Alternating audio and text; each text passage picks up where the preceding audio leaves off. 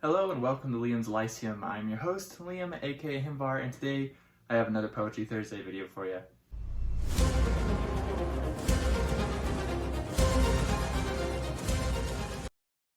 So I haven't committed to doing a Poetry Thursday video every week, but I decided I did have a poem this week that I wanted to share.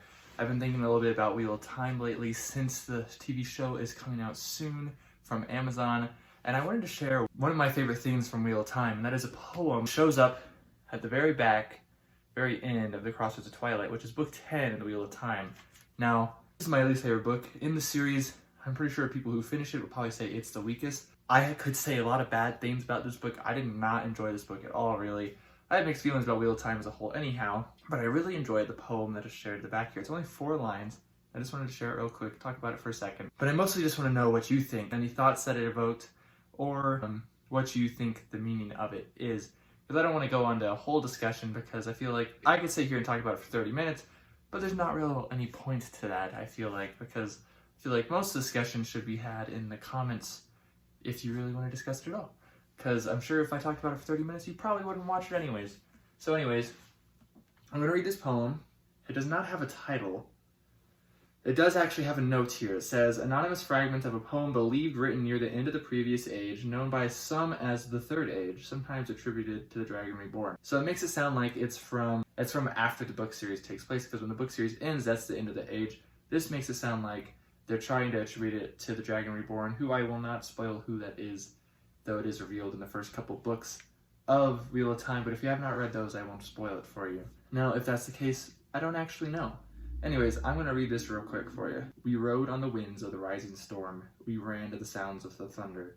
We danced among the lightning bolts and tore the world asunder. I really like the repetitiveness of we. The first 3 lines use that.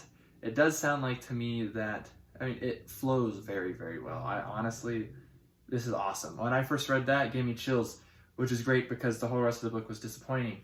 And it uses that image of a thunder and lightning bolts as a storm, and it definitely says dance, and so that makes me think it's about the Aiel, which are a group of people from the eastern parts of where this series takes place, from the desert, and they are the most deadly warriors, and the only people, as far as I'm aware, who describe battle as a dance. And so, in my mind, it's almost certainly about them dancing in the fighting of Tarmangaiden, which is Armageddon. It's the final battle, the last battle, whatever you want to call it.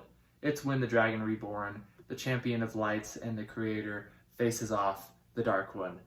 And which is actually it's a pretty good poem to end Crossroads of Twilight. So even though I found the book disappointing, the next books all start making things happen really, really quickly. And you can tell by the time the next book starts, Knife of Dreams, book 11, that the final battle is indeed coming. That's a great piece of poetry I found that Robert Jordan wrote. Just let me know what your thoughts are on that. Again, I really enjoy it. It's one of my few quotes I have on my Goodreads quotes list.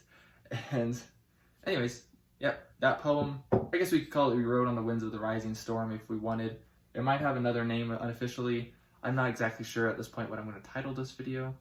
But anyways, that's the video. Hopefully next week I will have another Poetry Thursday video for you. I may not, but I am hoping to maybe get something that's a little bit more along the lines of Halloween, because that'll be a few days before Halloween.